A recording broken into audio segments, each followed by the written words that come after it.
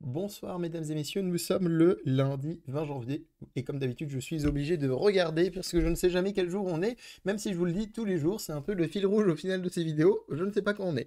Et il est actuellement 21h12. Pourquoi je regarde sur mon portable et pas sur mon ordinateur? Je ne sais pas, c'est peut-être parce que je suis stupide tout simplement. Eh oui, c'est facile. Euh, Alors, nous sommes au 8e jour et je vous avais dit hier que je me posais la question s'il allait y avoir beaucoup d'abandon. Et en fait, je me suis rendu compte aujourd'hui que c'est assez dur à traquer, malheureusement, puisque en fait, on n'a pas de chiffre officiel, on ne sait pas si les gens ne reviennent tout simplement pas, bah, il n'y a pas une stat. Alors normalement, vous êtes censé donner votre carte à l'accueil, etc. Mais malgré ça, bah, il n'y a pas de compteur non plus. Mais on a estimé qu'il y avait quand même au moins une centaine d'abandons. Alors on était au moins 500 au début, apparemment. Peut-être un tout petit peu moins, mais on pense qu'il y a au moins 125 abandons, quelque chose comme ça. On a essayé d'estimer. En sachant qu'on a eu une information aujourd'hui, comme je vous avais dit, on avait 4 clusters, donc 4 grandes salles avec des ordinateurs disponibles, et il y en a un qui va déjà fermer concrètement, où on ne demande de plus y aller. Alors est-ce que c'est pour faire les corrections des projets qu'on a fait le week-end, ou tout simplement c'est parce que il n'y a pas beaucoup de monde dans ce cluster-là la plupart du temps, parce que c'est le cas depuis le début, à part peut-être le premier jour. Eh ben, je ne sais pas. On verra. Voilà, je n'ai pas d'infos. Aujourd'hui, malheureusement, je n'ai pas réussi à faire tout ce que je voulais, mais globalement, on a quand même bien avancé. J'ai réussi à faire le C02, mais pas l'avoir corrigé. En gros, j'ai essayé de faire une première correction avec des choses dont j'étais pas sûr.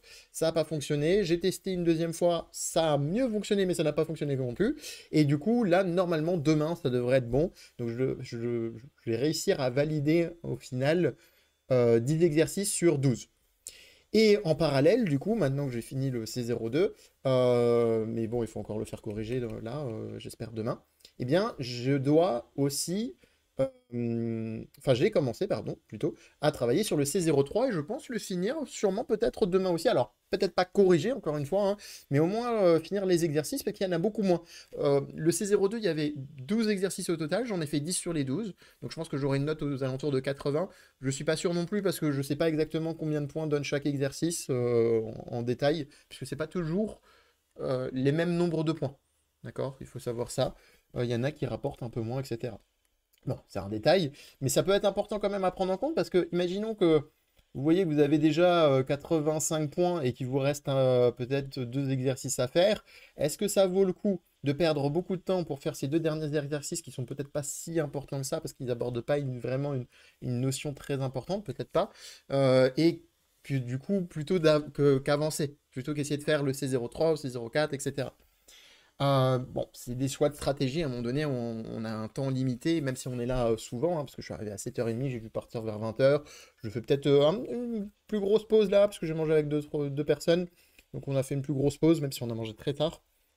Mais globalement, bon, dans l'idée, vous voyez ce que je veux dire. À un moment donné, le temps est quand même limité.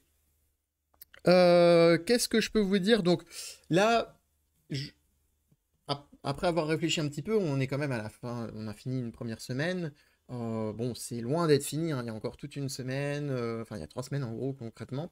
Ça, on a encore le temps. Mais on va commencer à atteindre, ça y est, le niveau où j'ai plus trop de connaissances. C'est-à-dire que au tout début, je vous avais dit que bah, j'avais des connaissances de programmation, j'avais des connaissances en C, donc que ça allait potentiellement m'aider. Et effectivement, ça m'a bien aidé là au début. Mais là, on va s'approcher des niveaux où concrètement mes connaissances ne vont plus suffire, où là, on apprend. J'ai déjà commencé à apprendre, hein, bien entendu. Je pense que j'ai quand même bien commencé à apprendre à partir de la fin de la première semaine. Pas trop au début, le shell, machin. C'est intéressant, il y a des trucs sympas. J'ai appris des petites astuces par-ci par-là, des petits trucs. Bon, c'est cool. Le C00, je pense pas avoir appris grand-chose. C'est plus une histoire d'algorithmie. Et j'ai malheureusement un peu moins d'algorithmie que de logique machine. C'est un peu ça mon point fort et mon point faible. C'est-à-dire que j'arrive à bien comprendre comment l'ordinateur fonctionne, puisque comme on fait beaucoup de reverse engineering globalement ici, ou en tout cas beaucoup d'assembleurs, pardon, en français, pour refaire l'anglais, on ne sait pas. Et, et du coup, bah, j'arrive à comprendre quand même comment la machine fonctionne, et comme le C est très proche de la machine, bah, il y a des choses que j'arrive à bien saisir, et c'est des notions qui m'aident super bien.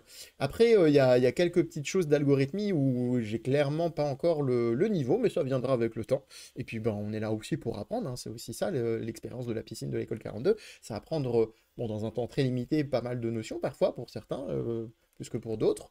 Et moi, bah là, on va arriver au niveau où concrètement mes connaissances ne vont plus trop m'aider. Et là, je vais devoir vraiment apprendre de nouvelles choses. Alors, est-ce que je vais réussir, est-ce que je vais pas réussir? Bon, bah, c'est ce que je vais vous dire, hein. Je vais vous dire, le seul moyen de savoir, c'est de regarder les prochaines vidéos. Mais on verra, ça va être cool, ça va être intéressant. J'aimerais bien en fait atteindre, mon objectif cette semaine, ce serait d'atteindre le C05. Peut-être pas le valider, peut-être pas le corriger, mais en tout cas essayer de le commencer à y toucher avant l'examen. Parce que je pense qu'à l'examen, on ne sait pas exactement quel niveau il faut atteindre pour un examen. Il faut atteindre le maximum possible, hein, forcément, et même plus si possible. Il faudrait tout savoir, idéalement, en gros. Euh, et j'aimerais bien, je pense, avoir le C05 parce que je pense qu'il y a pas mal de petites notions qui vont être vues là-dedans, qui vont être ça.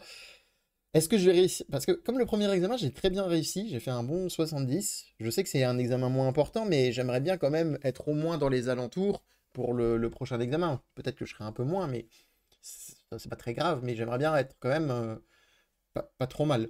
En sachant que pour vous donner un ordre d'idée, pas mal des gens qui sont des retry, donc des gens qui ont déjà fait la piscine et qui reviennent, à leur première piscine, ils étaient aux alentours pour certains, pour les meilleurs d'entre eux, des retry, ils étaient vers C09. Et là, moi, je vous parle déjà de bientôt finir C03, commencer C04 sûrement très vite. Donc, vous voyez qu'on est déjà à mi-parcours. Et ça, du coup, vous pourrez vous dire, ah bon, bah, deuxième semaine, il arrive à ses 0,4, ses 0,5, bah, au final, il va pas trop mal. Mais en fait, c'est parce que les prochains vont prendre de plus en plus de temps, quoi. C'est ça aussi qu'il faut prendre en compte. Et les corrections vont être de plus en plus difficiles à trouver à partir de la semaine 3. Là, pour le moment, je ne le sens pas. Ce manque de correction, etc., pour le moment, là, en début de semaine 2, on ne le sent pas. Et je pense que c'est vraiment en semaine 3 et surtout semaine 4 où là, ça risque d'être compliqué. Mais bon, on verra, hein, je vous tiens au courant, puisque comme vous le savez, on se retrouve demain pour la prochaine vidéo. Aujourd'hui, on va parler de préparation, comment vous pouvez vous préparer un petit peu à la piscine de l'école 42. Alors, je vais vous parler directement de cours que vous pouvez suivre en ligne gratuitement pour la plupart. Donc, déjà, le plus connu, c'est le CS50 qui est réalisé par Harvard, qui est totalement gratuit et qui est disponible en ligne. Il se concentre pas uniquement sur le C, mais très vite, vous le voyez, dès la deuxième vidéo, vous commencez à parler de C. Alors attention, c'est des très bonnes vidéos, c'est super bien expliqué, c'est un show à l'américaine, hein, on va pas se mentir, mais il y a quelques facilités qui sont données avec des librairies qui ne peuvent pas être utilisées pendant la piscine, bien entendu, et qui sont même des librairies parfois spécifiques à Harvard pour ce cours. Mais je vous conseille quand même, si vous ne connaissez vraiment rien du tout, aux ordinateurs de manière générale et autres, de regarder toutes ces vidéos qui sont top. Ensuite, on a aussi le cours que la plupart des personnes ont fait, et moi-même, comme vous pouvez le voir sur ce screenshot, c'est le cours d'Open Classroom, apprenez à programmer en C. Alors moi, je suis pas hyper fan, honnêtement, et pourtant je l'ai fait, hein, mais justement, c'est peut-être parce que je l'ai fait que je suis pas hyper fan, mais je sais que beaucoup de personnes qui ont participé à la piscine en même temps que moi ont fait ce cours-là. Mais je vous recommande quand même aussi de le faire si potentiellement bah, vous n'avez vraiment zéro connaissance. Euh, une alternative à celui de Open Classroom qui est beaucoup plus complet, c'est sur Zeste de savoir, le langage C. C'est un cours très complet avec plein d'exercices, etc. Et je vous recommande très fortement celui-ci à défaut de celui d'Open Classroom, honnêtement. Aussi, un autre cours que j'avais fait il y a quelques temps, qui est pas trop mal, mais qui a quelques défauts, c'est la spécialisation en programmation en C avec Linux de l'Institut des Mines Télécom et d'une université américaine dont j'ai oublié le nom.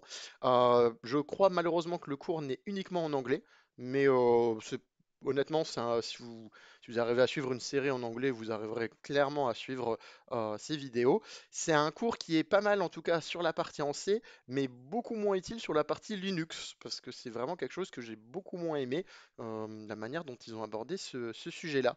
Par contre, la programmation en C, c'est top. Petit défaut quand même, c'est que la difficulté monte d'un coup, de manière super importante, avec les structures et même les chaînes listées, des choses comme ça. Mais ça peut vous être très utile si vous voulez aller plus loin dans la piscine. Moi, mon seul petit regret, je pense, par rapport à ma préparation, puisque ces vidéos que vous voyez à chaque fois en fin de partie de mes jours, eh bien en fait, je les prépare après la piscine. Là, actuellement, en fait, pour tout vous dire, nous sommes le 10 février. Donc ça fait plusieurs jours que la piscine de l'école 42 s'est arrêtée pour moi. Et ben, le seul petit regret que j'ai, c'est que j'aurais dû faire, à mon avis, beaucoup plus de Code Wars. Alors Code Wars, si vous ne connaissez pas, c'est un site où vous avez plein d'exercices de code, que ça soit en Python, en C, en JavaScript, en C++, en Assembly, en ce que vous voulez. Et franchement, je pense que la meilleure manière de se préparer, c'est de manger plein d'exercices sur Code Wars. Ce qui est parfois un petit peu difficile, mais l'avantage, c'est que vous avez quand même un énoncé, vous avez des explications un petit peu, et si vraiment vous bloquez, vous pouvez aller regarder la solution. C'est juste que ça ne vous comptera pas les points comme il faut. Donc bon, ça c'est vraiment si vous bloquez. L'avantage aussi potentiellement pour certains de Code Wars, c'est que vous pouvez coder directement dans le site. Donc si vous n'avez pas d'environnement de travail, si vous n'avez pas d'IDE chez vous, enfin si vous ne pouvez pas installer sur votre ordinateur quoi que ce soit pour X ou Y raison, eh bien c'est pas grave, vous pouvez essayer de le faire directement sur Code Wars. C'est pas le plus pratique, mais c'est déjà mieux que rien. Donc je vous conseille de faire ça, puisque malheureusement moi c'est ce que je n'ai pas assez fait, je pense, et qui m'aurait beaucoup plus aidé si j'avais eu un petit peu plus de temps, on va dire, pour ma préparation.